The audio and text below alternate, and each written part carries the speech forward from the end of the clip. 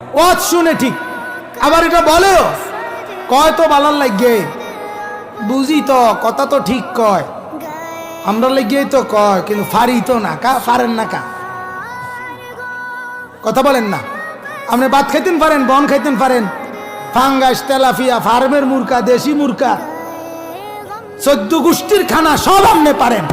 আপনি নামাজ পারেন না কেন? আপনি কোরআন শুদ্ধ পড়তে পারেন না কেন? আপনি সূরা কেরাত ঠিক মতো পড়তে পারেন না কেন?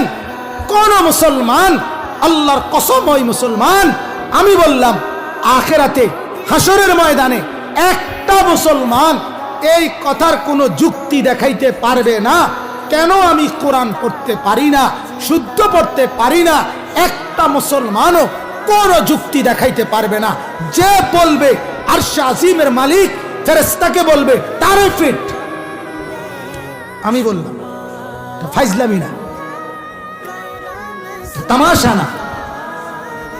স্কুলে পড়লে কোরআন পড়তে হয় না, তোমার এই ফয়সালা কে দিল?